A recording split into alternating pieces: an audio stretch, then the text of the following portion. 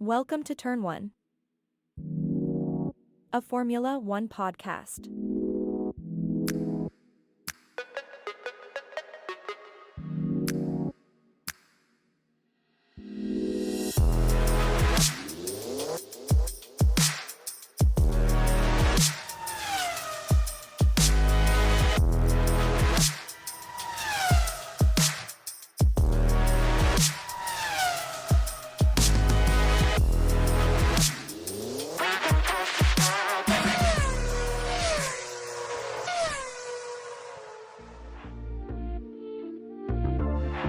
Now entering the grid.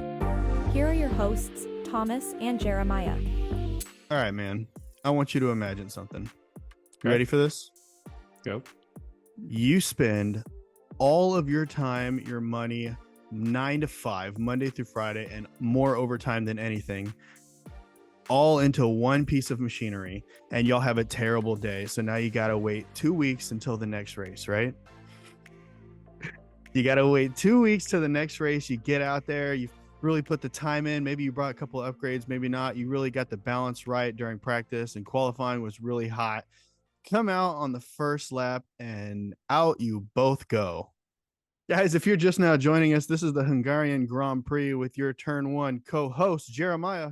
And Thomas. Yeah, we'll get Jeremiah's thoughts. We'll do a little quali and a little race and then some winners and losers from the week. I will say I enjoyed the race overall. I thought it was a good race. There were no safety cars, no big major crashes outside of the Turn 1 incident Jeremiah was referencing there with the Alpine squad.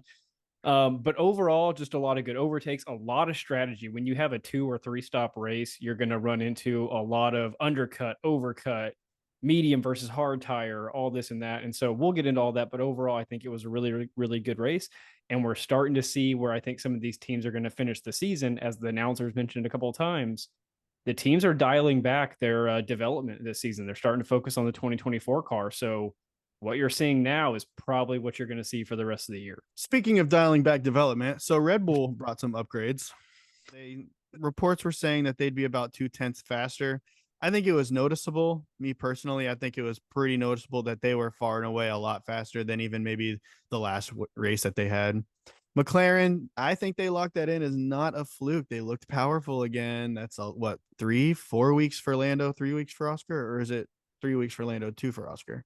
Regardless, three Lando, 2 Oscar. Right. Okay. Regardless, Alfa Romeo looked amazing this weekend up until the actual race itself. We'll talk about that in the lap by lap and Turn 1 analysis. Sounds a lot like the Haas team, doesn't it? Yeah. Speaking of Haas still looks strong on the one hop as Nico goes flying into Q3 again. Perez with another great recovery. Danny still kind of looked like an unknown just because of what we're going to touch into later. But I'll tell you what, he didn't lose position, didn't fall way back, kept up to pace, kept up to speed with everybody. He looked good out there. It wasn't too bad for the AlphaTauri driver. Yeah, so going back through some of those points real quick, Red Bull did not need an upgrade package, and Max was quick. Granted, Max ran a lot longer on his first set of tires than I think he would have if he had to work his way up the pack. So maybe that shaved off a few seconds of his or added a few seconds to his overall race time. He probably could have won by a minute if he wanted to. It definitely showed in Sergio being able to cut up the pack way more aggressively than he has in the pack. Sergio has had 8 races in a row of recovery drives, which, like I said, we'll get to. But this week, he was a lot more aggressive in that recovery drive, right? He was slicing and dicing his way through the pack, which that Red Bull it's crazy how much better it is than every other car out there. Yeah, I'd like to see him get a little bit more consistent. The last couple notes that I had, Piastri's starting to look like he fits right in at the top with some of these top drivers. It's kind of impressive coming from a rookie. But, I mean, when you're a 3-time champion in the last 3 series, kind of makes sense. Lando, I don't think that they expected, or Lando, more McLaren in general, they didn't expect the speed that they had. They talked about this in the conference afterwards, but they had a crazy pace, and nobody from McLaren was expecting them to be fighting on the podium this week. So that was cool for them. I would have liked to have seen Oscar outperform the initial McLaren car this season, where McLaren was clearly struggling. They had a lot of reliability issues. They had a lot of pace issues, and we didn't see Oscar outperform the bad car. it is nice to see him perform well in a good car now that we know McLaren's turned things around. That does lead towards a bright future for him. Obviously, like if you put any of these drivers in one of the best cars on the grid, they'll do better. We'll just see how the season plays out. Maybe he has a nice couple of finishes, gets a podium. Who knows? Maybe he gets a win if Verstappen just has a really, really bad week. Or as Lando says, just retires. Yeah, well, yeah, I heard him say that too. I'm going to jump into qualifying if you don't mind. Go for it. So Q1, we see Zhou Guan Yu top the charts. Oh, also, I should premise this. This is qualifying with Q1, everybody on hards, Q2, everybody on mediums, and Q3, everybody on sauce for those of you that did not watch. So the revised qualifying format being tested this year. So Zhou Guan Yu topping the charts on the hards was insane. That's why I had to put that little note in there for you. George Russell didn't make it out of Q1 as he starts 18th on the grid. It was another one of those scenarios where a bunch of traffic piles up right before the lap starts, and the very, very last corner going into the straight to start your last lap. And so as a bunch of traffic, a bunch of people kind of cut out in front of him. I want to say Lando Norris did, but whatever, to each its own. He ends up not getting a good start to his lap, and that'll hurt him for the rest of the lap. He's not able to improve. He's out. It's the same thing that's affected every Mercedes driver this year, every Ferrari driver this year, and Sergio Perez. If you don't get a heater in early and you wait till the end, or something causes you to wait till the end, it rarely works out. That's very unfortunate for George. Q2 brought Carlos Sainz, who did not make it. Unfortunately, he was out in Q2 by 0.002 seconds, 0.002 of a second, and he was out. That's insane. He lined up in 15th. Norris goes the fastest. Little fun fact for you. I will jump into Q3 to kind of wrap this little qualifying sesh out. Lewis Hamilton takes pole, and he takes pole by 0.003. Now, here's where this is important because everybody was gearing up for their last couple laps. Max Verstappen does not improve. He has a strong sector 1, doesn't have a strong sector 2, and isn't able to maximize the rest of the lap for sector 3 and take pole position. Lewis, on the other hand, sees this on his monitor, or I'm not sure if maybe the race engineer was telling him. Either way, he's made aware that he was only 0.003 off, and he's like, hey, I can grab that. And so he goes, or whatever, I think it was 0.003. Anyway, he goes and he takes pole position by 0.003 of a second. Zhou Guan Yu comes in 5th place. Valtteri Bottas in 7th place, and again, Nico Hülkenberg in the top 10 and 10th place. We've always rooted for Valtteri Bottas, and you know, we talked early on, I think this season in one of our podcast episodes about how we wanted to see Zhou kind of step up and show that he, you know, has what it takes to get another contract. And these are like well exceeding the results that you would expect from Zhou to earn a spot on the grid, getting 5th. You just have to hold on to that on race day, buddy. And we'll jump into that in our next segment. But that's very unfortunate. But it was really cool to see, you know, Zhou topping the charts and qualifying numero uno on the hard tires. And as they get towards the soft, he stays in the fight, ending 5th. I thought that was really impressive. Yeah, let's go ahead and dive into the turn 1 analysis for your Hungarian Grand Prix. All right, so real quick before we get into the race start and the lap by lap, this is the Hungarian Grand Prix. It is a very iconic track if you look at it from like an aerial view. There's some huge sweeping turns mixed in some hairpins. It's also a lot shorter than I thought in my head. It runs about the same time as the Red Bull Ring in Austria, but man, doesn't Austria feel like a lot shorter than Hungary? I don't know how that is. Only 2 DRS zones. The trick here is that there's only one detection zone. So if you get DRS for one of the zones, you automatically get it for both of the zones, which usually leads to people overtaking in the first one and then getting a free pass in the second one. The major overtaking zones are at turn 1 and turn 2, which is what 95% of the overtakes happen in this race were. And then going into this race, a big record on the line for the Red Bull team as a constructor. They are looking to win 12 races in a row. They are currently tied prior to this race with McLaren at 11 wins in a row for a constructor. 12 would break the record. So some huge implications on the line from their perspective. Because if you lose that, you've now essentially got to wait a whole nother season to try to win it again because you've got to win 12 in a row. Which, you win the rest of the races outright and a little bit into next season, you can extend that lead. But still, that'd be pretty unfortunate. And then just real quick, looking at the grid that Jeremiah detailed, Hamilton and Verstappen sharing the front row for the first time since 2021, the championship showdown race in Abu Dhabi. I also have a note on the Aston Martin scandal that's going on, and not scandal as in something crazy happened, but it's more like the fact that why aren't they able to keep up with these top teams? And I kind of came to the same point, but I think my analysis ended with the fact that I don't think that they are just bringing the same upgrades that everybody else is. So, I mean, they might have started with a great base to start the season, but the upgrades that Ferrari, Mercedes, and McLaren are bringing are just outmatched completely when you're talking about Aston Martin. I mean, they just can't keep up. So them and Ferrari, Aston Martin and Ferrari bought upgrades at the same time a couple weeks ago. And since then, we've seen Ferrari be much more competitive with Aston Martin than they were prior to both teams rolling out upgrades. So whatever Ferrari did, and obviously whatever McLaren did, has just kind of nudged them ahead of the Aston Martin team. Okay, let's get into turn one. Jeremiah, do you have our analysis this week?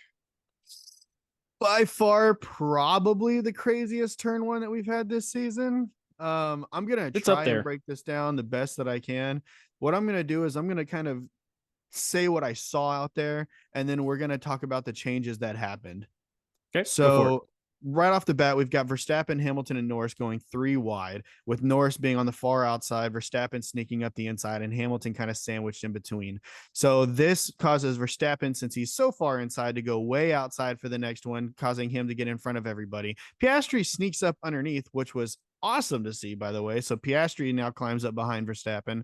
Bad clutch problems for Zhou drops him way down the grid. He gets passed by 9 cars off the jump. Bottas has to swerve out of the way of Zhou on the start, causing him to lose all of his acceleration. He's now going to fall back on the grid a little bit. Gasly up the outside. So he's going to come flying out the outside corner, and he's going to get ahead of Ocon. That's important because what happens next is tragic. Zhou Guan Yu is going to get it right into the back of Daniel Ricciardo. And the reason why is because he just got on the brakes late. They locked up a little bit. He slaps the back of Ricciardo, who then slaps the back of Ocon, who then slaps the side of Gasly. And Ocon goes ramping up, slaps the bottom of this car, breaking his seat, and everybody falls down the grid. Chaos everywhere. Now, that's what I saw. Now let's talk about some of the changes, because some of these position changes are absolutely crazy. Obviously, Verstappen's going to take first. Piastri's going to jump 2 spots to take second. Hamilton's down 2 spots now to third. Norris down 1 spot. He's going to go down to fourth. Leclerc up. Carlos Sainz has an amazing start off the line, weaves through all the traffic, comes up 5 spots. He's now going to land in 6th. Alonso moves up to 7th. Perez up to 8th. Bottas drops down to 9th. Hulkenberg's going to go straight through in 10th, hold his position. Stroll goes up 3 positions. He's going to move up to 11th. Tsunoda follows, goes up 5 positions. He's now in 12th. Albon jumps up 3 positions. He's in 13th. Russell jumps up 4 positions. He's in 14th. Zhou falls down to 15th on the grid after all of this mix-up happens. Magnussen moves up 3 spots. He's going to take your 16th spot. Sargent moves up 3 spots. He's in 17th. Gasly, Ricciardo, and Ocon are going to round out your 18th, 19th, and 20th after horrible losses. Gasly dropping 3 positions, Ricciardo 6, and Ocon 8. Yeah, I really thought there was 2 orange cars ahead of Hamilton's car. So it probably happened in turn 2.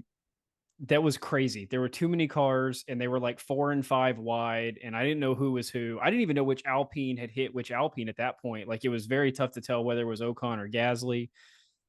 Poor Zhou, like you mentioned, I watched his restart a couple of times, and he just sits there on the grid and doesn't go anywhere. And so, like, kid, when you get the big stage and you're starting in 5th place, you have to nail that race start. You cannot bog down. You can't sit there. You can't forget to release the clutch. I don't know what he did. Yeah, he said something. I was listening. I went and actually watched his onboard during the process, and he said something about his clutch to the engineer. I couldn't make out what he was saying, but it had to be some kind of, maybe he released it, but it had a delayed release or something like that. I don't know. Something didn't hook right. Anyway, he didn't get any kind of movement whatsoever He until probably crumpled under like, the pressure.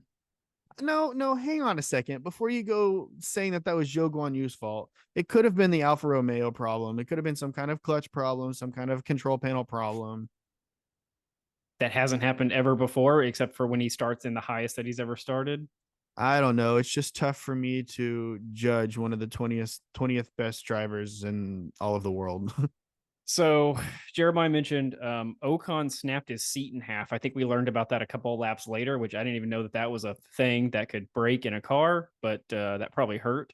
And then Gasly, during that mess, as he's coming out of that turn, his tire flies off his car.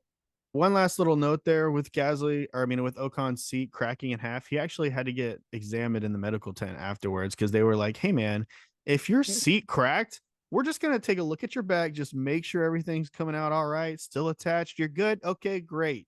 If this high quality carbon fiber Kevlar Right. seat cracked in half, let's see if your back also cracked in half. Oh, man. Okay, so as Jeremiah mentioned, Hamilton holds third out of turn one, and then Norris regains that position. And I got to go back and watch that because it was too much. But Piastri has the biggest move coming out of turn one and jumps into second, other than Verstappen obviously taking the lead from Hamilton. I will say this. They held positions after turn one and turn two for the following 8 laps. That's the first time we've ever seen that, I think. Lap 2, I make this note.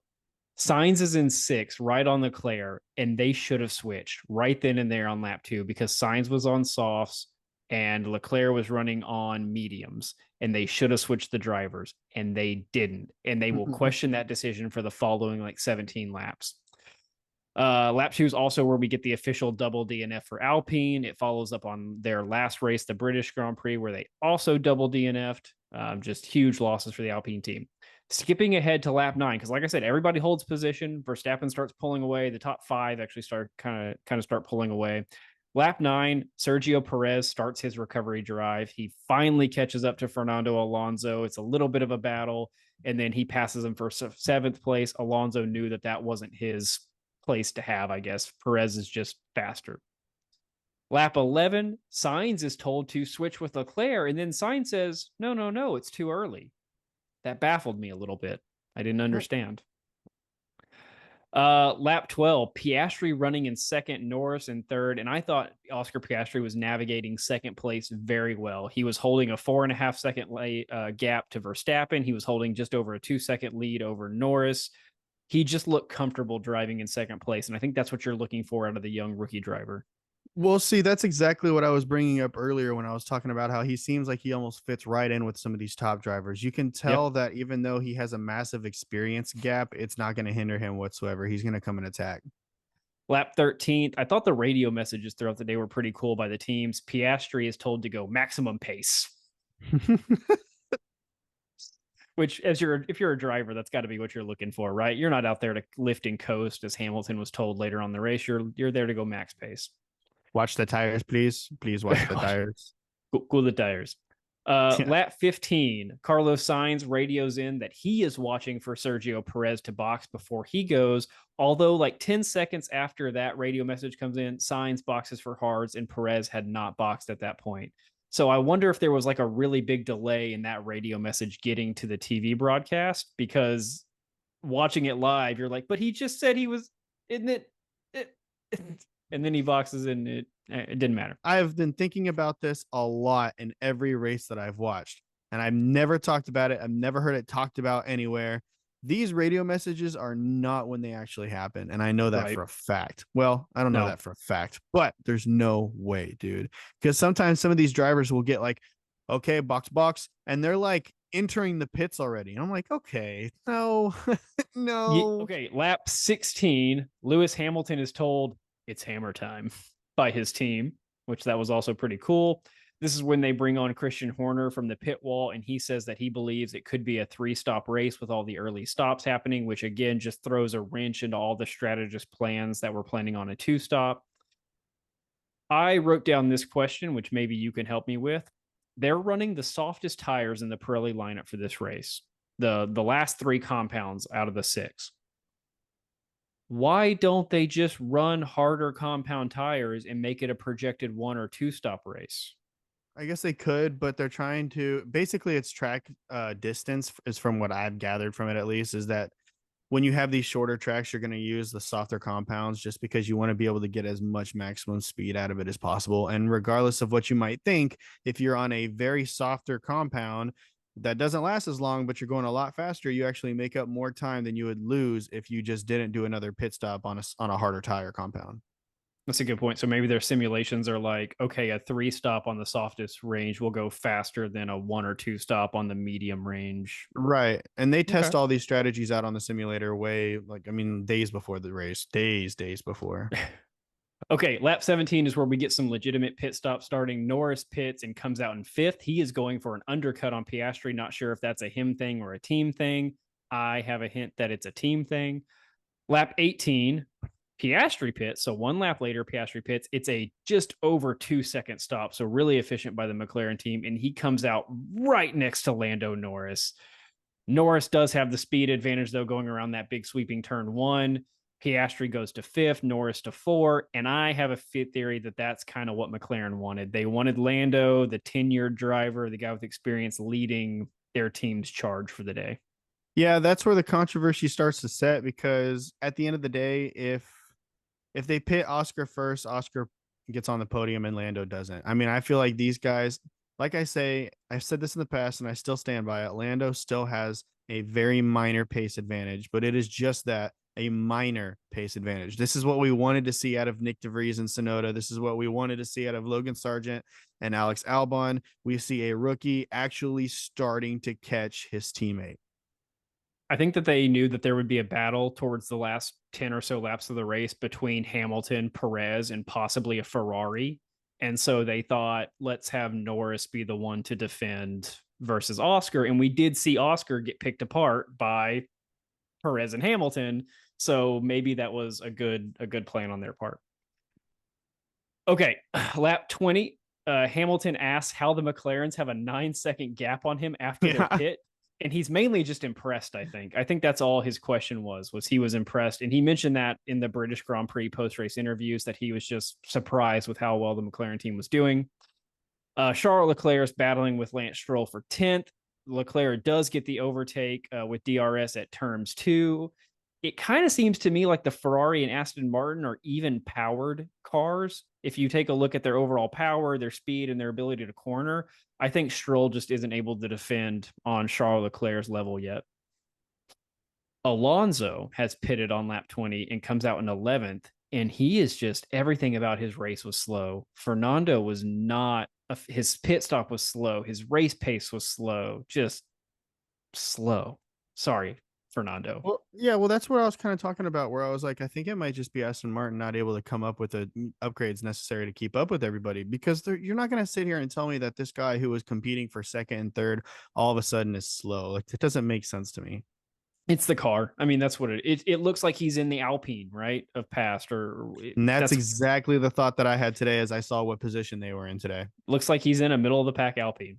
Right. Lap 21, Piastri comes on the radio and says, hey, what do you want me to do? I've never been here before. And the team says, hey, monitor your tires, maintain your target lap time, basically hinting at, don't race Lando right now. Just hang out. Be cool. Listen here, bud. Your race is over. Meanwhile, while they're telling Piastri that his race is over, Norris runs the fastest lap. So they're running 2 very different strategies at McLaren, but it did work out, I think, at the end. Lap 23, Verstappen finally pits. He ran his initial set of mediums pretty good distance. He comes out 3 seconds ahead of Perez, who had not pit at that point, and 5 seconds ahead of Norris, who had pit. Perez on lap 23 was down 3 seconds to Verstappen, and this is how much a pit stop hurts. He pits on lap 24 and comes out now 23 seconds behind Verstappen. So just when you think you're so close to first place in the race, no, you're actually half a minute behind first place in the race. Lap 27, a little bit of action. Perez with DRS and Sainz going at it into the epic turn 1 in Hungary. Perez takes the inside line, which was the favorable line for overtakes, takes the position, defends it, then gets DRS again and pulls ahead sufficiently from Sainz. Perez goes into 6th. Lap 28, Leclerc now gaining on Sainz, Perez gaining on Russell. Perez makes a pass at turn 2 again, just like the lap before, this time on Russell. So again, it's another recovery drive, but boy, is he good at it. Lap 31, Perez is told, just reel him in. Just reel him in. That's great. That's awesome. He was getting half a second to a whole second on Hamilton every lap. Meanwhile, Hamilton was also gaining on Piastri. So while Perez is gaining on Hamilton, he's gaining on Piastri. Perez is great, man. I know he doesn't qualify well, but he's so good at working his way up the field. And it says so when he got driver of the day. I think to that point, I think that the only reason that he's good at moving through the grid is because he has to. I think that if you put Max Verstappen at the back of the grid, he moves up through the grid almost twice the speed that Sergio does. It shouldn't have had to be that way, right? I mean, if Max started the race from the pits, he could go 20-1. What's their point in saying that? I don't know. Like I said, I guess we have a different perspective than the announcers that have been doing this for like 100 years, but I don't know. They're probably right. I guess we're wrong. Yeah, I don't know. Russell in 11th. This is lap 33. We're not even halfway done with the race. Russell in 11th, 51 seconds off the lead. Goodness, Max Verstappen. Lap 37, Perez is 1.4 seconds to Hamilton, so not quite striking distance, but close. And he's also running 1.2 seconds faster per lap than Piastri is. Lap 39 is where Perez is in striking distance. He cuts the gap to under 1 second. And then finally, lap, 42, Perez goes for it into turn 2, backs out on the outside line. Hamilton holds on to 4th after defending. But then Hamilton says, I'm starting to lose the rears, guys. And you're like, just the middle of the race for the Mercedes, they can't quite figure out. After Perez loses that battle, he pits, going for the undercut on Hamilton, because you know what Perez is thinking? I can get second in this race. I don't care about Lewis Hamilton. I'm going for 2. Lap 47, 46, the battle's for 4th. Piastri 4th, Perez 5th. There's a 1 second gap. Leclerc also is given a 5-second penalty for speeding in the pit lane. And Mercedes is betting on a safety car that they will never get because they are riding their hards until they die. Lap 47, Perez gets DRS into turn 1. He takes the outside line, forces Piastri wide. Perez overtakes and maintains 4th. Perez forcing Piastri wide makes him go into the dirt, makes him run off the track, and then Piastri is cited for track limits. Yeah, I thought that was a little bit ridiculous because it was very clear that he didn't have anywhere that he could have gone. And track limits, I thought that was really only necessary if you were gaining an advantage of some sort, unless it's like qualifying, in which case you're super strict on it. So that whole scenario there, I was kind of watching it like, okay, whatever. Not only did he not gain an advantage, he lost a position. What do you want him to do? Lap 56, Norris says that he has a 6.6 gap to Perez, who's behind him in 3rd, and Norris is clearly frustrated with his response, saying, I know, I'm pushing, basically, leave me alone. I'm really mad that there's a Red Bull behind me right now. It gave me like Raikkonen vibes. I don't know if you ever heard his radio call where he's like, just leave me alone. I know what I'm doing. Like, that's exactly how I felt with Lando Norris in that moment. You can feel the tension as somebody who is clearly way faster than you. Just you're watching the time just get closer and closer and closer and closer and closer. He's like, I know, I'm trying. And even as good as the McLaren car is now, it's still not on the level of that Red Bull. Oh. Lap 57, Hamilton turns up the heat. He's got DRS. He's taking inside lines at turn 1 for the first time all day. Gets a second dose of DRS. And he passes Mr. Oscar Piastri for 4th place. Still 10 seconds behind Sergio Perez, though. But, I mean, a good recovery drive, I think, for Hamilton getting back to where he was after the poor start to the race, which, again, he didn't really have a lot of control over at that start. He got sandwiched. He missed the inside line. He didn't... the best he could do. Lap 60, Norris, still frustrated, comes on the radio and says that the back markers are frustrating them and, quote, they're not racing for anything. Mr. Lando Norris, might I remind you, for the first 10 races of the season, you were a backmarker. Yeah, that Lando said a couple things this weekend that kind of didn't sit well, but we'll talk about the rest of it in the roll up after this. I did not like, however, the fact that like you said, they were a back marker at the beginning of the season. I mean, we're talking about the McLaren that wasn't really doing anything for the first like 6 races, 7 races, 8 races. And so for him to be like, they're not even in this race anyway, I feel like that was more of a projection of how he felt the beginning of the season. He felt like he was racing for nothing. Yeah, like if he was a back marker, so he knew, like, if you're a back marker, you're supposed to get out of the way. That's the whole point. You get shown a blue flag or a blue light, you're supposed to get out of the way. And they weren't getting out of his way as easy as he would have thought. And because I guess he spent the whole season as back marker getting out of people's way, he thought he knew how to do it better than they did. Lap 61, Verstappen's team comes on the radio and says, "Hey, Max, just want to check in." And Max is like, "I'm all good." Wouldn't it be so boring to be an engineer for Max Verstappen? Because you literally have nothing to share with him, nothing to report, nothing to ask him to do. Nothing matters. They don't have to give him anything. Yeah, I think it gets to a point where you're just waiting for him to come on the radio and be like, "Oh, the steering's a bit tight." And then somebody stands up and goes, "Yes." And then starts walking over the car and starts tweaking something. Just like, I wonder if the engineers are contractually obligated to like radio message every 5 laps. And that's why on lap 61, they were just like, "Hey, you good?" Yeah, but he talked about that he talked about this a lot in the kind of the after race conferences. He was like, "Yeah, the car was a dream to drive." He complimented the car a lot this weekend, which was kind of out of the ordinary for Max, because even whenever he has like a 25-second lead, he's still talking about problems with the car.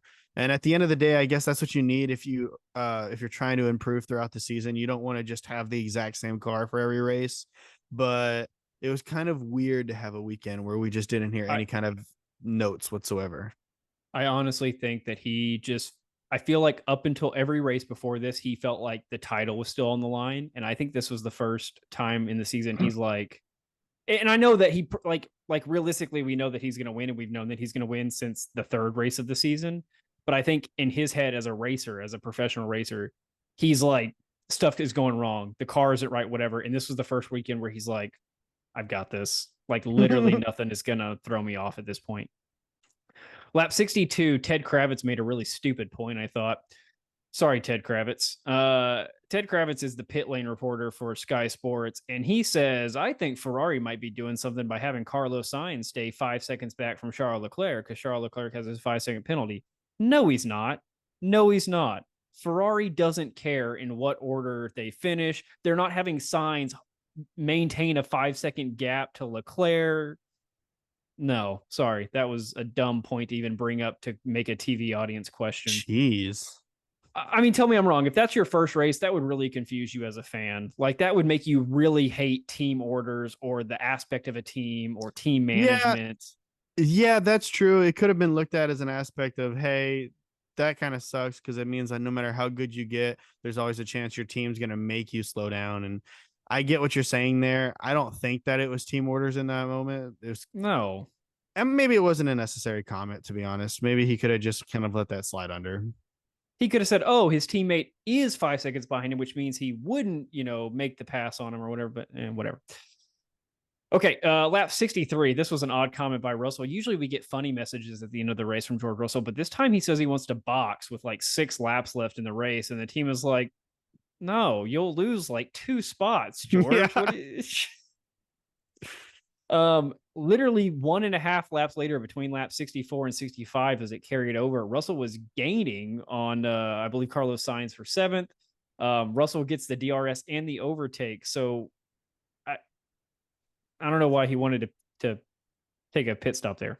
I had a note on this. I don't know where this came from, but this wasn't just a George Russell kind of thing. Lewis Hamilton and George Russell both got this insane pace advantage at the very end of the race in the last few laps. Don't know where it came from because they were holding a steady pace, the same as all the other cars. And then all of a sudden, Lewis Hamilton is gaining on Lewis Hamilton is gaining on Sergio Perez. And all of a sudden, we see George Russell gaining on Oscar Piastri and gaining on everybody else. I was kind of like thinking that they were out of the race at this point. Like we were getting a finish basically how it is right now. But with that time getting closer and closer and closer, I was like, oh, maybe Lewis Hamilton takes third.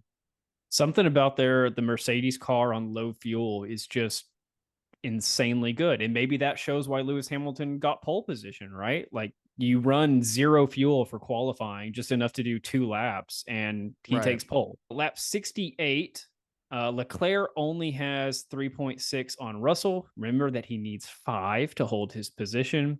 Hamilton in 4th is gaining on Sergio Perez in 3rd, about a half a second a lap. There's a quick double yellow flag for Logan Sargent when they clean up real quick as he spins out. And I was really hoping that there wasn't going to be a safety car right then, because that would mean that the race would effectively be over. So luckily that we didn't get that. Lap 69, Hamilton has sliced the gap to Perez down to 2 seconds. So you're like, okay, he's got 2 seconds to get 2 laps. This is also when Logan Sargent DNFs because he just pulls in the pit and they're like, yeah, it's not worth you doing another lap. Sorry. And then lap 70, Perez opens up the gap back to 1.6. I'm not entirely sure how he did that. I guess just clean driving, or maybe Lewis let off the gas a little bit. But the race ends. Perez holds on to 3rd by, I believe, 1.4 seconds. Russell ends up jumping Leclerc for 6th because of Leclerc's penalty. And we finished the race with the following order. Let me read it off my screen so I get it right. Verstappen, Norris, Perez, Hamilton, Piastri, Russell, Leclerc, Sainz, Alonso, and Stroll, rounding out your top 10. Some of your big name qualifiers like Valtteri Bottas and Zhou Guanyu ended up finishing 12th and 16th, respectively. And then you had the 3 DNFs of the Alpine team and Logan Sargent. Okay. Well, not bad for the lap by lap. Thanks for that. Also, fun to mention that Hulkenberg also finished in 14th when he started in 10th. So there's a little fun for you. Kind of Danny Ricciardo finished exactly where he started. So that was a bonus. He made his way back up. That's good. Yeah. I don't know how to rate Daniel Ricciardo's day. Like, it wasn't a bad day to get 13th in a really bad AlphaTauri car, but it also wasn't like an epic, return to the grid, getting top 8 or something like that. So we'll see. Before we start talking like this, let's just go ahead and mention it. Let's talk about the winners and losers of this kind of whole process here. Certainly. So obviously, Max Verstappen and Red Bull. So Verstappen wins by 33 plus seconds. That is the 250th podium for Red Bull. It's the 44th win for Max Verstappen, which that seems like a really high number, but I guess it's not really anymore because he's just been winning since he was 16 years old. It is the 7th consecutive win for Max Verstappen. He joins the likeness of Alberto Ascari, Sebastian Vettel, Rosberg, Michael Schumacher, which if you didn't check out our Turn 1 podcast episode on dominance, this directly ties to that, and his dominance in 2023 continues.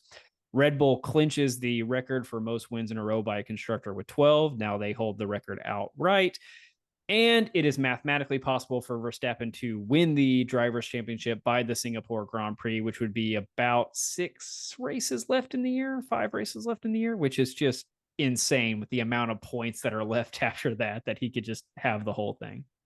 First of all, I can't believe that 1988 was when this record was set, and by our team that we've been talking about on multiple. We find ourselves talking about them a lot on this podcast. The car was great. The team was great. Everything about the 88 McLaren the team paint scheme on the car was great. The performance, but that 1988 McLaren team, Alain Prost and Ayrton Senna. Geez. That was a great car. It was a great team. Great season. It's hard to beat that. And the fact that Red Bull was able to put together such a great run and probably going to extend it even further. It's insane, man. Some of the other winners, obviously McLaren, they just had a good day to start high and then relatively hold position. Obviously, Oscar dropped back to fifth, but he was competing with Lewis Hamilton and Sergio Perez. Like, what do you want from the kid? Piastri shows that he can drive a good car. I think he's legit, right? He's like Jeremiah mentioned earlier on, he definitely fits in up in that group of drivers. He's not a back marker, if you will.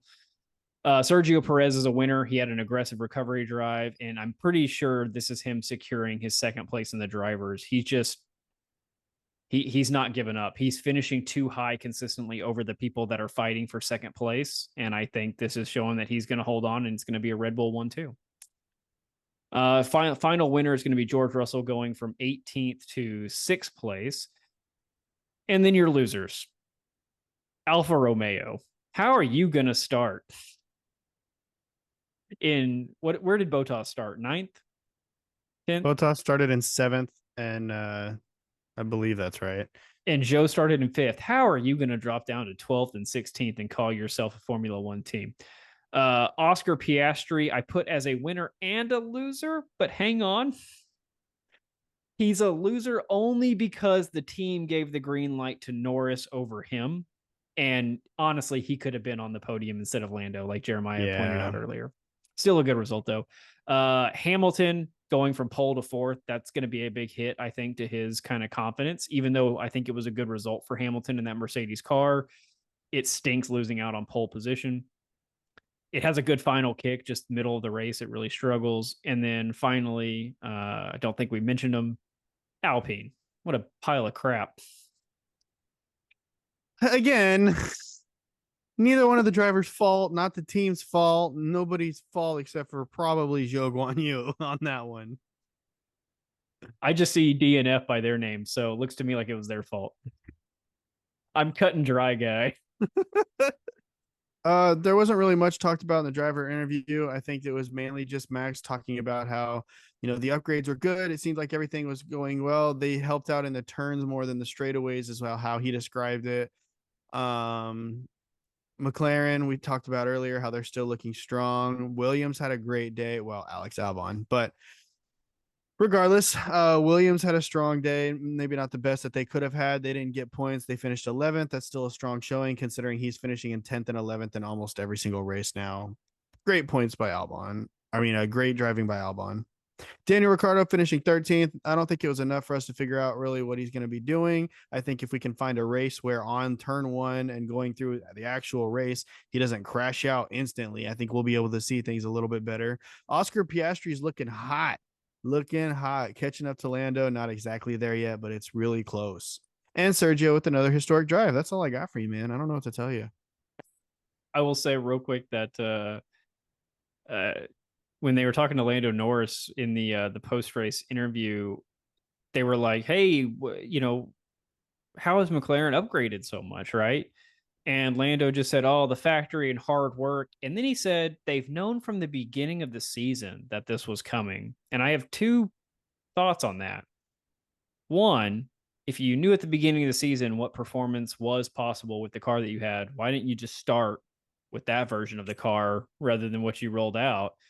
And my other thing is, from a driver's perspective, how frustrating is it for Lando Norris and to a lesser extent Oscar Piastri to know that your team is working on this upgrade that's going to give you 10 seconds in race pace, but you can't have it for 10 races?